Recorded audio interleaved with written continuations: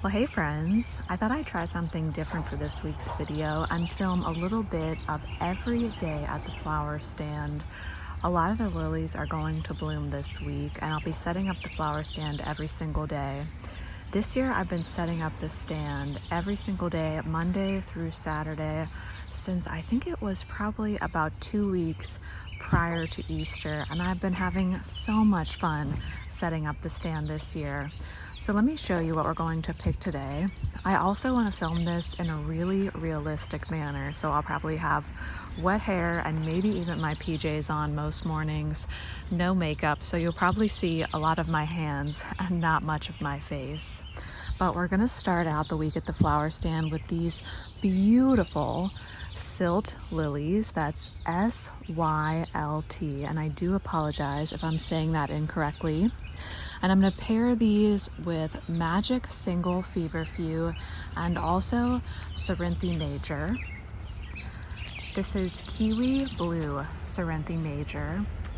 And when I pick it earlier on in the season, it does tend to melt down at the flower stand. But today, the high is only 65 degrees Fahrenheit.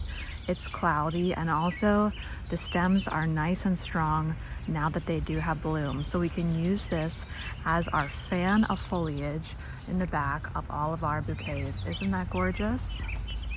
I'm gonna hold off on picking any snapdragons until probably Thursday or Friday this week. And that's when we'll switch to these Rosella Dream Lilies. Aren't those gorgeous? Actually, I think I'll pick these 3 that are open and give them to my daughter because I have a feeling she'll prefer these lighter pink lilies. But when I set up the stand on a regular basis, I normally just come out here with a bunch of mason jars and my snips and arrange everything right on this table. If it's going to be really hot and sunny that day, I will cut into buckets and let them condition overnight. But when it's only 60 degrees outside that day, right into mason jars and right out to the stand. So let's get to work.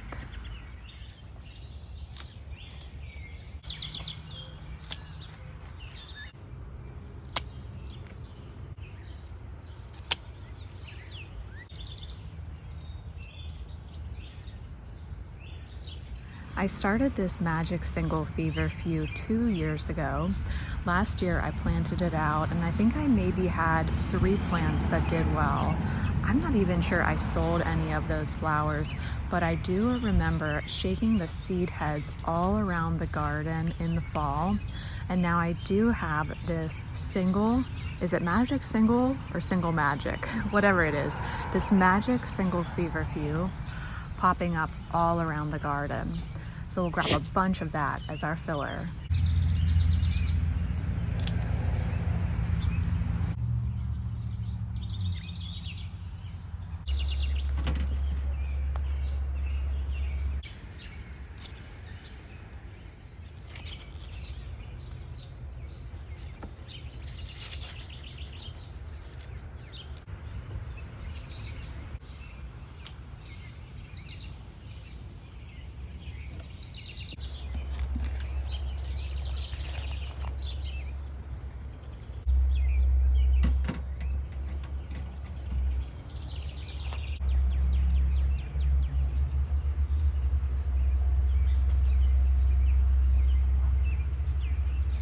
I love the look of the Cerinthe Major with the Magic Single Feverfew and the Sylt lilies.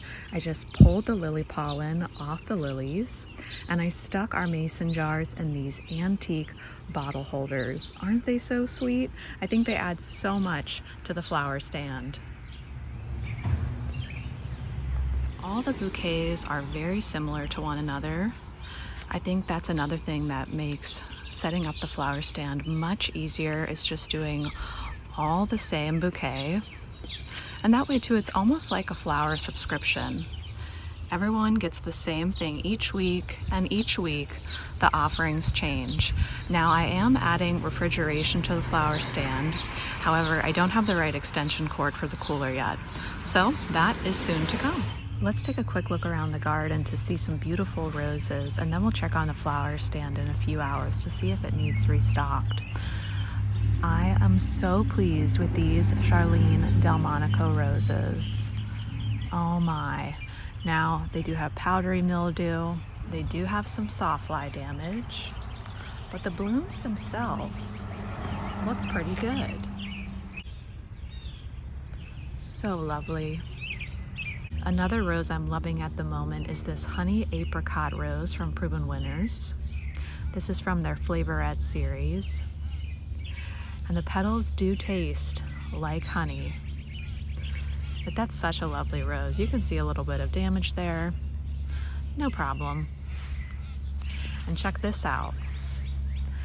I've been trying to grow Lunaria for years. And last year, I just threw my hands up, threw some seeds in the ground, and of course, that's the year that they finally decided to grow. It appears that Grace is doing her morning bird meditation. It's a few hours later, and now I want to work on planting out some dahlias in between the lilies that we just cut. So in an ideal world, I want to have 3 different bulb and tuber successions in this bed. We have Bella Estrella daffodils, and I've had those in this bed for 2 years. I just removed all of their foliage.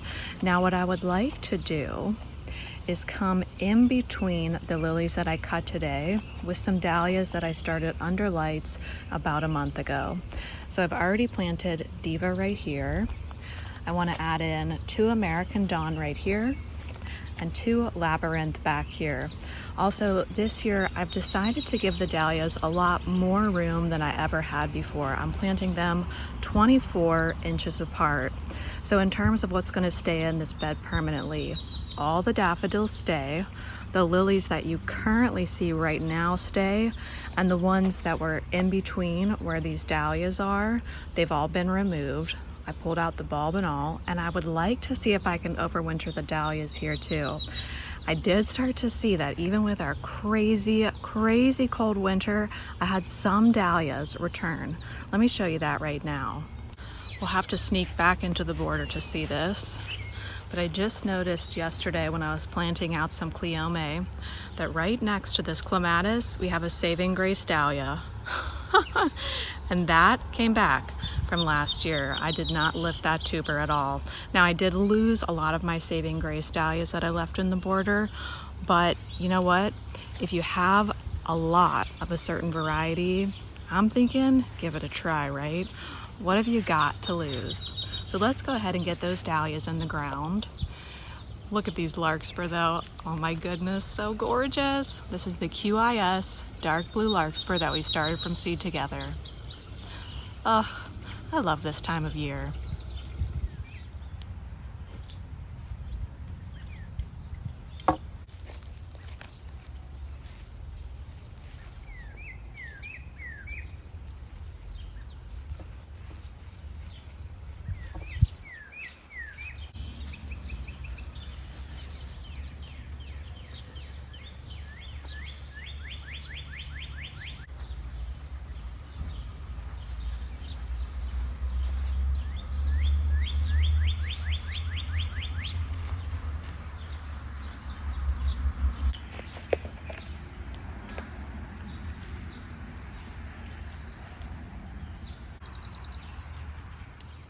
All right, friends, we've got this interplanting done.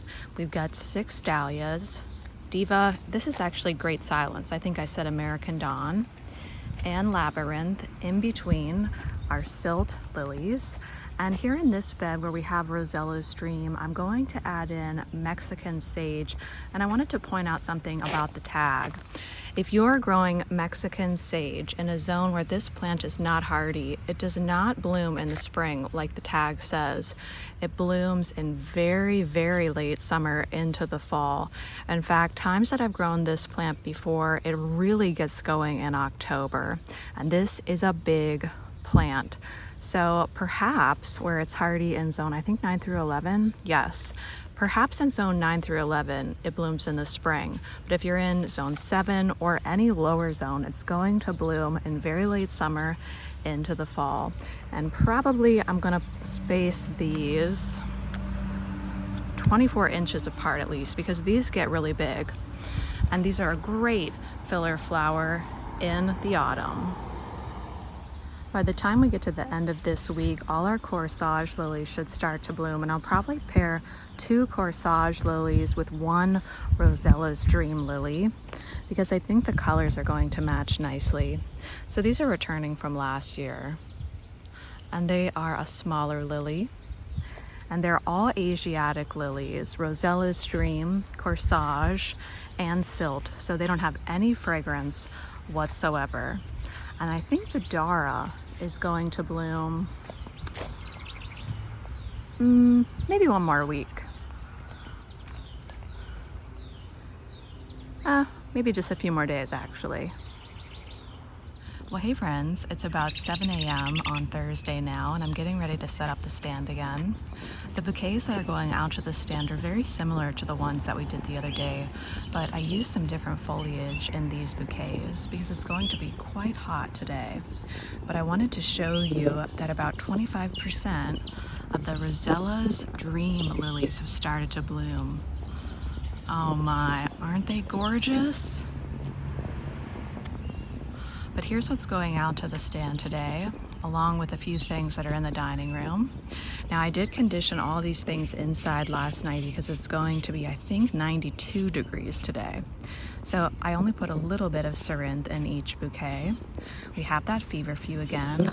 And then what I'm doing for the foliage mainly is lilies that didn't bloom, and also Solomon seal. Solomon seal can take the heat with no problem at all, and so can the lily foliage. The conditioned Cerinthe major should be fine, but I'll keep an eye on that. I'll probably pop out to the stand around 11 o'clock when it gets really hot today. I'm also doing single stem lilies at the stand. So let me get set up and then I'll give you a brief tour. Now ideally I'd like to have these single stem buckets in the cooler, but that'll come in time. I did also pick 1 bouquet with Rosella's Dream because she's just oh so gorgeous. It's currently 7:30 p.m. on Friday. Well, it was a really hot day today. I think the high was 95 degrees Fahrenheit, and when I checked the humidity, it said 93% humidity. So today at the flower stand, I just did the silt lilies and Solomon seal foliage. I didn't put any filler in those bouquets because, quite frankly, even the feverfew was melting down at 95 degrees Fahrenheit. But I did want to show you this evening that the Potomac lavender snapdragons have started to bloom, and they are the perfect color to pair with the Rosella's Dream lilies. So let's go over there and take a closer look.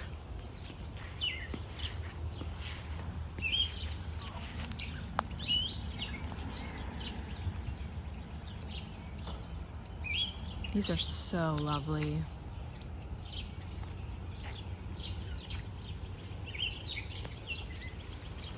I see that the lilies in this bed are starting to reach for the light, so I might have to go ahead and take some branches off the tree that's right behind this raised bed.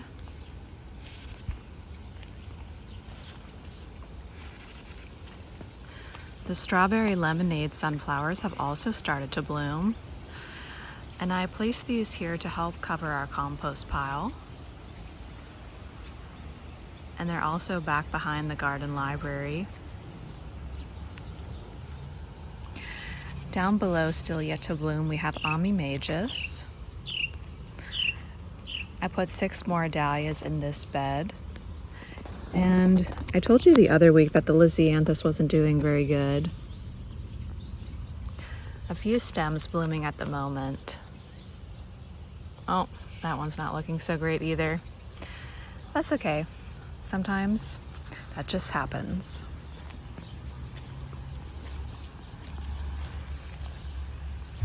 Straw flower is starting to open up.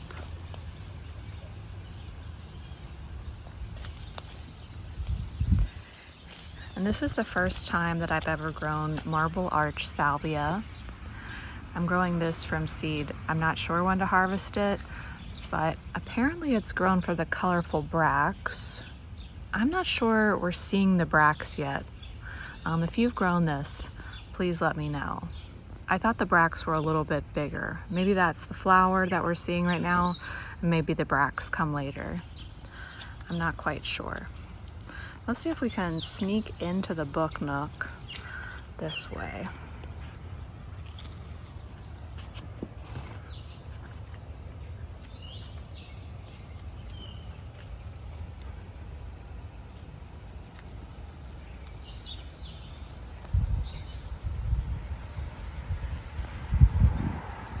I love how the apple tree and the Kusa dogwood tree create a natural umbrella over the two lounge chairs.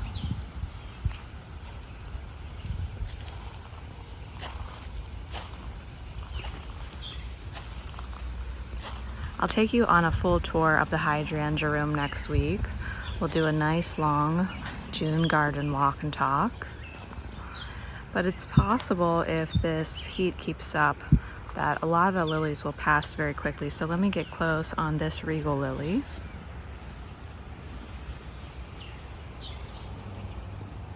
This is a highly fragrant lily. It's a trumpet lily. And I do have it staked.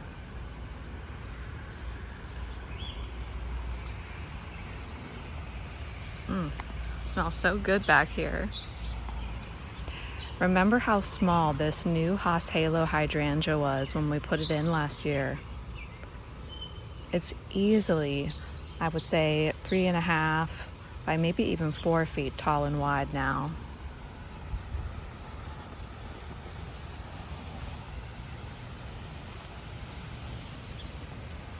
More of our QIS, dark blue larkspur.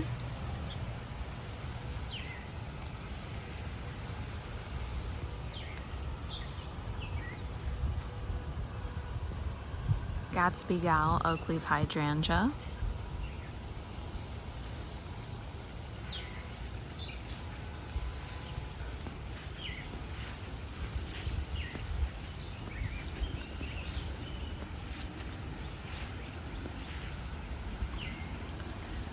Here we have Invincible Spirit 2 hydrangea.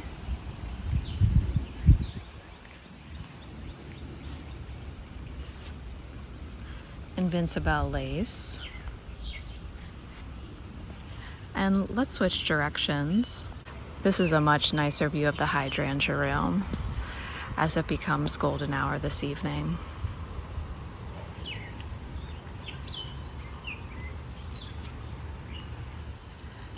I think we have a few new things blooming in the main flower walk. Over here we have a gorgeous oak leaf hydrangea. This variety is called Snowflake. Down below that is our butterfly blue scabiosa. Lots of catmint is still in bloom. I'm telling you, Gracie waits to get a drink out of the fountain until I turn my phone camera on. So funny. Here we have the Amazon Rose Magic Sweet William.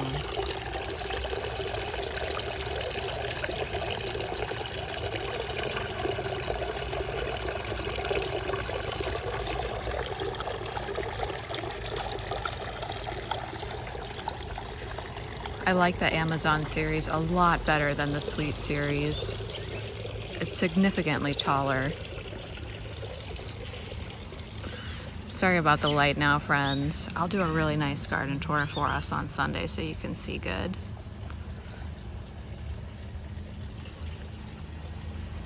Lady's Mantle, blooming beautifully.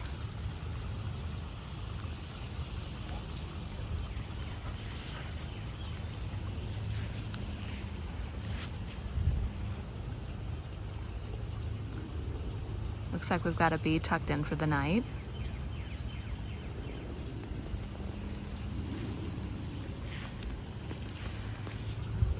This is Gatsby Global Hydrangea.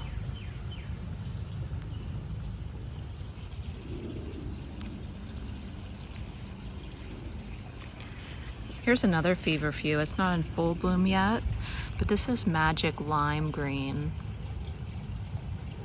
I've been growing this one for a long time. It's my personal favorite. Uh-oh. Yeah, just look, Gracie.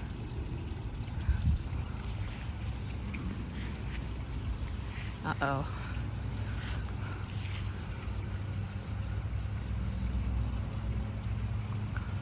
Orlea grandiflora, starting to go to seed, and this is when I like to pick it for bouquets in this green stage.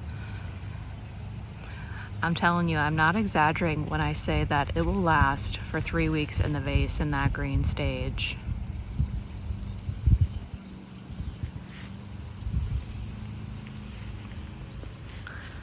I noticed a few people ask if they could see inside the garden library. I'm sorry if I haven't showed you the inside of the library much this year. I think I was distracted by cut flowers. It happens, right? So this is a 8x8 structure.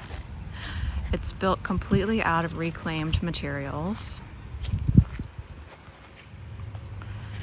My contractor found this siding somewhere, I'm not sure where, but it had been owned and used previously. All used windows. This door was originally white, and it was his neighbor's dining room door, I believe. And we did have to have that professionally stripped. Couldn't get the white paint off easily. Now what's underneath the siding is new material. So it's a sound structure, but I wanted to use as much reclaimed material as possible. Just an old chair that I found at our local consignment store. Actually, an older gentleman helped me get that into my car. I think I only paid $30 for it. And then mainly books about flowers, cut flowers, gardening, and some thriller fiction novels.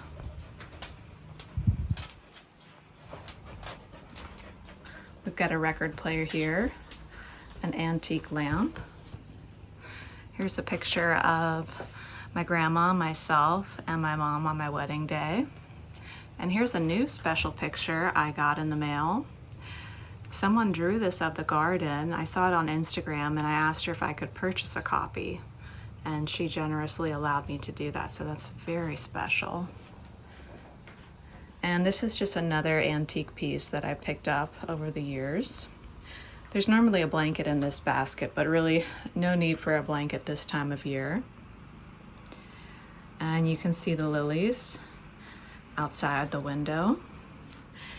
And there's no hard wiring for lighting in here. So these are just USB lights that I charge inside.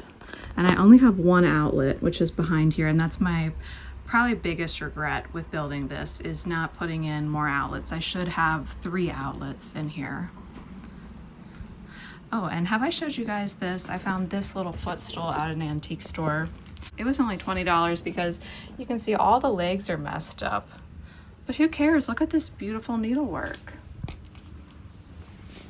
And here's the view out the window. Grace and I come here, or we come out here rather, every morning and have a cup of coffee together, right, Grace?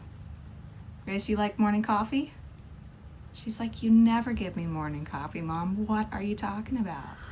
Wow, look at the sunset tonight.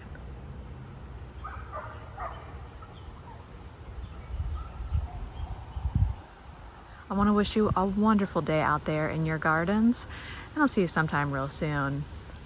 Bye, friends.